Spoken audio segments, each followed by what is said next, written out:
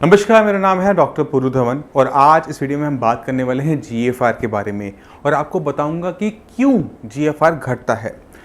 GFR जो होता है अक्सर पेशेंट उसको समझता है कि वो ब्लड का टेस्ट है, क्योंकि उनकी ब्लड की टेस्ट के अंदर वो आ रहा होता है। जब हम केएफटी करवाते हैं जहाँ क्रिएटिनिन की वैल्यू होती है, यूरिया की वैल्यू होती है, वहीं कहीं पर हमें जीएफआर की वैल्यू भी देखने को मिल जाती है।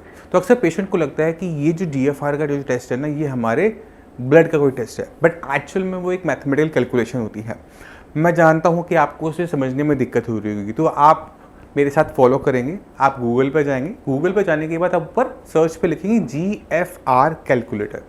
अब आपके सामने बहुत सारी साइट्स खुल जाती हैं। तो ये जो डा बीटा करके साइट है, इसको ओपन कर लेते हैं क्योंकि ये सिंपल है। आपने इसे ओपन किया। अब आप देखिए कि आपको यहाँ पर क्रिएटिनिन वैल्यू पूछ रहा है कि आपकी ब्लड के अंदर क्या क्रिएटिनिन की वैल्यू है। आप वहाँ डालिए, अपनी एज डालिए, अपना जेंडर डालिए और कैलकुलेट कीजिए। अब जो यहाँ पे वैल्यू आ रही है उसको अपनी रिपोर्ट के साथ मैच कीजिए। ये दोनों सेम आ रही होंगी।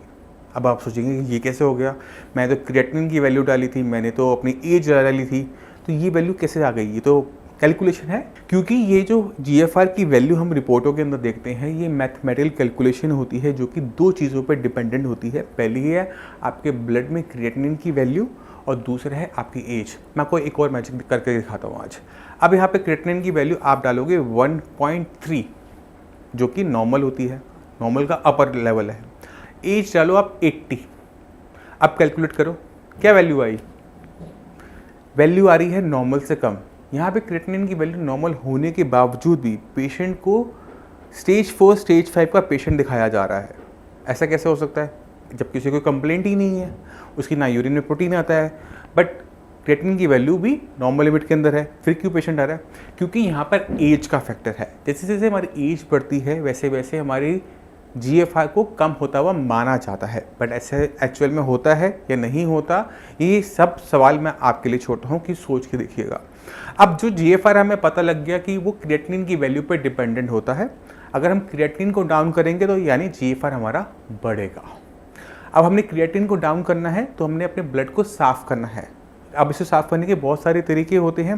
पहला तरीका ये होता है इसे गंदा ही मत होने दो।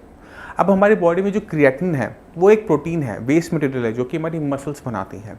अगर किडनी फेलियर का पेशेंट बहुत ज़्यादा अमाउंट में प्रोटीन का इंटेक करेगा तो उसकी बॉडी में ज़्यादा क्रिएटिनिन बनेगा, जो कि इसकी रिपोर्टों में आएगा, यानी जीएफआर घटेगा। तो पहली चीज़ हमने क्या करनी है, हमने अपनी बॉडी के अंदर प्रोटीन का इंटेक कम करवाना है, जिससे हमारा बॉडी में क्रिएटिनिन कम बने और हमारा जीएफआर ना घटे। पहली चीज़ आप कदर रखेंगे। इससे होगा क्या, हमारी बॉडी में गंदगी बन कम रही है। दूसरा तरीका क्या होता है बॉडी को साफ अप करने का, क्रिएटिनिन को बाहर निकालने का, जीएफआर को बढ़ाने का? वो है अपने यूरिन के रस से क्रिएटिनिन और यूरिया को की जो एक्सक्रीशन है उसे बढ़ा दो, यानी कि किडनी की फंक्शनिंग बढ़ा दो। अब जब हम किडनी की फंक्शनिंग बढ़ाते हैं तो ना सिर्फ क्रिएटिनिन डाउन होता है, यूरिया भी निकलता है, सोडियम, पोटेशियम सब कुछ बॉडी से बाहर निकलना शुरू हो जाता है। ब्लड पहले ज़्यादा क्लीन हो जाता है, क्रिएटिनिन की वैल्यू कम हो जाती है और जो हम चाहते हैं कि हमारी रिपोर्टों में सुधार हो वो हमें देखने को मिलता है। अब मैं चाहता हूँ कि कुछ रिपोर्ट्स को आप देखो।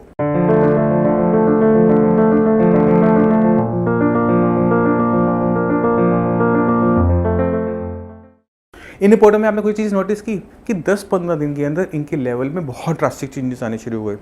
अब सोचो कि ऐसा कैसे हुआ। ये एक ही तरीके से होता है जब हम अपनी बॉडी में से क्रिएटिनिन को यूरिन के रस से निकालते हैं, क्योंकि यूरिन और किडनी क्रिएटिनिन की एक्सक्रीशन का सबसे बड़ा मेजर सोर्स है। सबसे ज़्यादा क्रिएटिनिन यूरिन के रास्ते ही निकल सकता है। तो अगर हम इस पर सबसे ज़्यादा काम करेंगे हमें सबसे अच्छे बेनिफिशियल रिजल्ट्स देखने को मिलते हैं। हमें लगता है कि हमारी बॉडी में सिर्फ एक ही रास्ता है यूरिन के रास्ते जिससे हम क्रिएटिनिन को बाहर निकाल सकते हैं, बट ऐसा नहीं है। हम अपने स्वेटिंग के थ्रू, अपने पसीने के थ्रू भी क्रिएटिनिन और यूरिया को बॉडी से बाहर निकाल सकते हैं। तो अगर एक किडनी फेलियर का पेशेंट दिन में 2 घंटे अपनी बॉडी पे स्टीम लेता है तो स्टीम की वजह से उसकी बॉडी में से क्या निकलेगा? पसीना। और उस पसीने से बॉडी से क्या बाहर जाएगा? पानी, नमक। ये समझना आपके लिए आसान था, बट साथ साथ में निकलता है यूरिया और साथ साथ में निकलता है क्रिएटिनिन। अब आप कुछ अपनी स्क्रीन पे देखिए, यहाँ पे बहुत सारे आर्टिकल की क्लिपिंग्स हैं जिसमें ये क्लियरली कहा जा रहा है कि अगर हम स्वेटिंग के थ्रू यूरिया को निकालते हैं तो उस हमारे स्वेटिंग के अंदर हमारे सीरम यानी हमारे ब्लड के कंपेरेटिव में 50 टाइम्स ज़्यादा यूरिया निकलता है। तो यानी अगर एक किडनी फेलियर का पेशेंट है जिसे डायलिसिस करवाना पड़ता है, इसलिए करवाना पड़ता है क्योंकि उसका ब्लड बहुत ज़्यादा गंदा हो जाता है, मगर अगर वो दिन में 2 घंटे अपनी बॉडी पे स्टीम ले लेता है, पसीने निकालता है, तो उसको इतना ज़्यादा डायलिसिस करवाना पड़ेगा? नहीं करवाना पड़ेगा। तो ये जो पेशेंट डायलिसिस पर होते हैं उनके लिए बहुत ज़्यादा बेनिफिशियल होता है कि वो अपनी पसीने के रस से गंदगी को निकालते हुए अपनी डिपेंडेंसी डायलिसिस के ऊपर कम कर दें। तो जितने भी डायलिसिस के पेशेंट हैं इसको यूज़ करते हुए अपने GFR को बढ़ा सकते हैं, क्योंकि क्रिएटिनिन कम हो रहा है यहाँ पे। तो कहने का मतलब ये है कि अगर आप किडनी फेलियर के पेशेंट हो तो आपके पास अब 3 तरीके हैं। पहले 2 बताता था, अब 3 बता रहा हूँ। 3 तरीके हैं जिससे आप अपने क्रिएटिनिन लेवल को डाउन कर सकते हो, अपने GFR को बढ़ा सकते हो। पहला है डाइट। खाने में प्रोटीन की मात्रा को कंट्रोल करना, जितनी ज़रूरत है उतना ही लेना। ज़रूरत से ज़्यादा लोगे तो क्रिएटिनिन में कन्वर्ट होगा। और डाइट पे पूरी वीडियो मैं कई बार बना चुका हूँ। इस वीडियो का लिंक, डाइट की वीडियो का लिंक मैं आपको वीडियो के एंड में दे दूँगा, आप पूरा उसको विजिट कर लेना। दूसरा तरीका है किडनी के रास्ते क्रिएटिनिन को बाहर निकालना, और वो सबसे अच्छा और सबसे बढ़िया तरीका होता है। अगर हम इस पर ध्यान देते हैं तो सबसे अच्छे रिजल्ट्स हमें देखने को मिलते हैं, जैसे मैंने आपको पहले दिखाया। तीसरा तरीका है वो है सोना के थ्रू अपनी बॉडी पे स्टीम लेना, पसीने निकालना, और जितना पसीने आप निकालोगे उतना ज़्यादा यूरिया बॉडी से बाहर जाएगा, सॉल्ट बाहर जाएगा, स्वेलिंग है वो चली जाएगी, PP कंट्रोल करने में आपको बहुत हेल्प मिलेगी। तो ये छोटी छोटी ट्रिक्स होती हैं जिससे हम अपना GFR को बढ़ा सकते हैं क्रिएटिनिन को डाउन करके। तो मैं उम्मीद करता हूँ इस वीडियो से आप काफ़ी कुछ समझ गए कि किस तरह से आप अपने GFR को बढ़ा सकते हो, क्रिएटिनिन को घटा सकते हो, किस तरह से अपनी बॉडी को हेल्दी रख सकते हो। अब मैं चाहता हूँ कि आप कुछ पेशेंट्स की वीडियोस देखें, उन्होंने किस तरह से हमारी हेल्प से अपनी बॉडी के अंदर इंप्रूवमेंट लेकर आए। नमस्कार, मेरा नाम है डॉक्टर पुरु धवन और आज इस वीडियो में हम बात करने वाले हैं प्रोटीन लॉस के बारे में, और आपको अपने एक पेशेंट से मिलवाऊंगा। प्रोटीन लॉस एक ऐसी बीमारी है जिसके अंदर आपकी किडनी प्रोटीन को होल्ड नहीं कर पाती और आपकी बॉडी में से प्रोटीन का लॉस होना शुरू हो जाता है।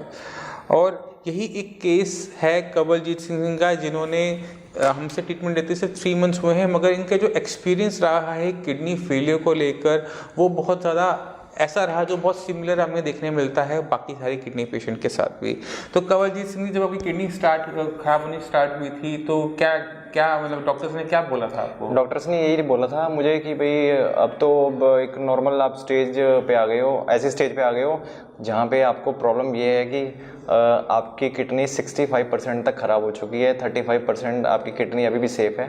अगर आप अपने शरीर का ध्यान नहीं रखोगे तो हो सकता है कि आपको 1 साल के अंदर डायलिसिस भी कराना पड़ जाए। तो वैसे मैक्सिमम टाइम आपके पास 5 साल का है, बट ये है कि श्योरिटी है कि आपका 5 साल से पहले भी हो सकता है कि आपका डायलिसिस हो जाए। हाँ, तो ये उन्होंने मेरे को बोला था, तो उससे थोड़ा सा मैं टेंस हो गया था बिकॉज ऑफ एलोपैथिक के अंदर कोई भी इलाज नहीं है आपका क्रिएटिनिन को कम करने का, ज़्यादा करने का, मगर आयुर्वेदिक के अंदर इलाज है। और सर से मैं जैसे मिला तो यहाँ बेनिफिट ये मेरे को मिला कि मैं 3 मंथ से अभी दवाइयाँ ले रहा हूँ, बट मेरे को बेनिफिट ये मिला है कि कोई भी मेरे को जो भी प्रॉब्लम थी, इन्होंने सबसे पहले मेरा प्रोटीन को रोका, जिससे मेरा वेट लॉस हो रहा था 15-16 किलो तक, तो वो इन्होंने मेरा रोका। अब उसके बाद जो क्रिएटिनिन लेवल है उसको डाउन लेके आए, मेरी डाइट को बढ़ाया है इन्होंने। डाइट मेरे को प्रोटीन के अगेंस्ट जाके प्रोटीन खाने की मेरे को सलाह दी, जिसकी वजह से मेरा जो वेट था वो लॉस होने से बचा। तो मेन सबसे बड़ा प्लस पॉइंट है कि अगर आप अपने शरीर का ध्यान भी रखते हैं, आप अपने वेट को बढ़ाते भी हैं, तो यहाँ पे ये बेनिफिट मिलता है आपको कि आप इन सारी जो प्रॉब्लम से आप बच सकते हैं। चलिए मैं थोड़ा सा एक्सप्लेन कर देता हूँ। इनको जो केस के अंदर हमने प्रोटीन बंद नहीं किया था, इनकी किडनी खराब जरूर हो रही थी, और नॉर्मली हर पेशेंट की तरह आपने अगर कभी देखा हो तो हर डॉक्टर कहता है कि आप प्रोटीन कम वाली डाइट लो या प्रोटीन फ्री डाइट लो, मगर क्योंकि कवलजीत का वेट इतना डाउन हो चुका था कि हम उनको यही नहीं कह सकते थे कि आप प्रोटीन ना लो। इनके केस में हमें प्रोटीन शुरू करवाना पड़ा, और प्रोटीन शुरू करवा कर साइड बाई साइड हमने मेडिसिन स्टार्ट की इनकी किडनी की। और हमें ये पता था प्रोटीन देने की वजह से कि इनका किडनी लेवल बहुत ज़्यादा डाउन नहीं आएगा, इनका वैसे भी बहुत ज़्यादा नहीं है, 2.4 के आसपास है, तो हमें पता था कि ये डाउन नहीं आएगा। अगर यही लेवल बना रहता है 2.4 का और इनका वेट गेन होना शुरू हो जाता है, इनका प्रोटीन लॉस बंद हो जाता है, तो वो हमारे ट्रीटमेंट की सक्सेस बताएगा। तो जब हमने इनका ट्रीटमेंट स्टार्ट किया तो इनका वेट था 42 kg, जो एक 5.7 हाइट के इंसान के लिए बहुत कम है। अगर हम 5.7 की हाइट के हिसाब से इनका ऑप्टिमम वेट निकालें तो तकरीबन वो 57 to 62 kg इनका मिनिमम वेट होना चाहिए, मगर इनका वेट था 42, यानी 20 किलो ये अंडर वेट थे। और इनकी कंडीशन कुछ ऐसी थी कि इनकी बॉडी को अगर आप कभी देखते तो आपको ऐसे लगता है कि सिर्फ बोन्स हैं और उसके ऊपर स्किन है, मसल सारी की सारी निकल चुकी थी, यूरिन के थ्रू सारा प्रोटीन बॉडी से बाहर था। तो क्योंकि अगर हम चाहते हैं कि ऐसे पेशेंट के अंदर जहाँ पर इतनी ज़्यादा वीकनेस हो, मसल वेस्टिंग हो, उसको उठाना चाहते हैं तो हमें उनकी बॉडी पे ध्यान देना पड़ता है। किडनी से पहले हमने इंपॉर्टेंस दी बॉडी को, कि बॉडी को बचाएंगे तभी तो किडनी को बचा पाएंगे, बॉडी ही नहीं होगी तो किडनी को बचा के भी क्या फ़ायदा। तो हमने इनका प्रोटीन स्टार्ट करवाए रखा। प्रोटीन में हमने इनको जो प्रोटीन बताया, चाहे वो इनके एग्स थे, चाहे वो अपनी मूंग की दाल थी बिना छिलके वाली, वो स्टार्ट की। और विद इन 3 मंथ्स इन्होंने 10 kg वेट गेन किया है। ये 10 kg 3 मंथ्स के अंदर गेन करना आसान काम नहीं होता है ऐसे पेशेंट के लिए जहाँ पर प्रोटीन लॉस हो रहा हो। उस प्रोटीन लॉस को भी आज जो रिपोर्ट्स हमारे पास आई हैं उसके अंदर इनका प्रोटीन लॉस नेगेटिव हो गया है, यानी बंद हो गया है। अब यूरिन के अंदर कोई भी किसी भी टाइप का प्रोटीन लॉस नहीं है। तो ये जो जर्नी रही 3 मंथ्स की, ये कैसी रही कवलजीत सिंह जी? ये तो बहुत अच्छी रही। एक्चुअली में मैंने आयुर्वेदिक दवा कहीं और से भी ली थी, बट ये था कि उसका नेगेटिव असर हो रहा था मेरे शरीर के ऊपर, जिसकी वजह से मेरा क्रेटिनिन लेवल भी बढ़ गया था। और मेन जो सबसे बड़ी प्रॉब्लम मेरे को ये आ रही थी कि प्रोटीन लेवल मेरा लॉस हो रहा था। बट मैं साई संजीवनी में आया तो वहाँ पे मेरे को एक फर्स्ट पॉइंट ये मिला मेरे को कि वहाँ पे जो दूसरी जगह पे मैंने बात करी थी वहाँ पे वो डॉक्टर सही ढंग से ट्रीट नहीं करते थे। तो यहाँ पे इन्होंने मेरे से काफ़ी अच्छे तरीके से ट्रीट किया और मेरे को एज ए पूरा घर की तरीके से ट्रीट किया। तो मेन सबसे बड़ा मेरे को ये फ़ायदा अच्छा लगा कि एक तो मेरे को पॉजिटिव किया पहले, और दूसरे नंबर पे ये बेनिफिट दिया कि मेरे को कि जो भी प्रॉब्लम आपकी किडनी के अंदर है तो वो प्रॉब्लम आपकी सॉल्व की जाएगी। तो ऐसा किसी भी जगह पे नहीं बोला जाता। साई संजीवनी का बेनिफिट ये मेरे को मिला कि यहाँ पे मेरे को पॉजिटिव एनवायरनमेंट मिला, जिसकी वजह से मेरे को मेरी जो प्रॉब्लम थी उसको हेल्प करने में मेरे को डॉक्टर साहब ने काफ़ी मदद की। तो ये मेरे को बेनिफिट मिला इस चीज़ का। ठीक है कवलजीत सिंह, उम्मीद करते हैं आने वाले कुछ महीने के अंदर ये जो आपका बाकी जो वेट गेन है वो पूरा हो जाएगा, पूरे बिल्कुल हेल्दी हो जाओगे, किडनी की फंक्शनिंग बिल्कुल आपकी नॉर्मल आ चुकी होगी, वेट गेन अच्छा हो चुका होगा। ठीक है, और जो डाइट पे आपको रिस्ट्रिक्शंस दी जाती हैं उसको आप, तो आपने खुद देखा कि इतना मुश्किल काम नहीं है। अगर हम बीमारी को जड़ से पकड़ते हैं, उसकी जड़ पे काम करते हैं तो हमें रिजल्ट्स बहुत अच्छे मिलते हैं। ये सब केसेस में सेम रिजल्ट नहीं होते, बट हमें मैक्सिमम पेशेंट के अंदर 80% पेशेंट के अंदर हमें लेवल लो देखने को मिल जाते हैं, कम होते हुए देखने को मिल जाते हैं, वो भी पहले महीने के अंदर ही, जो कि बहुत अच्छी सक्सेस रेट होती है। तो मैं उम्मीद करता हूँ इस वीडियो से आप काफ़ी कुछ समझ गए। फिर भी आपके माइंड में कोई भी डाउट हो, कुछ भी पूछना चाहते हो तो आप हमारे डॉक्टर से बात कर सकते हैं, मुझसे भी आकर मिल सकते हैं। अब इसी के साथ आप सभी से मैं चलने की आज्ञा चाहूँगा। मिलते हैं अगली वीडियो में, तब तक के लिए नमस्कार।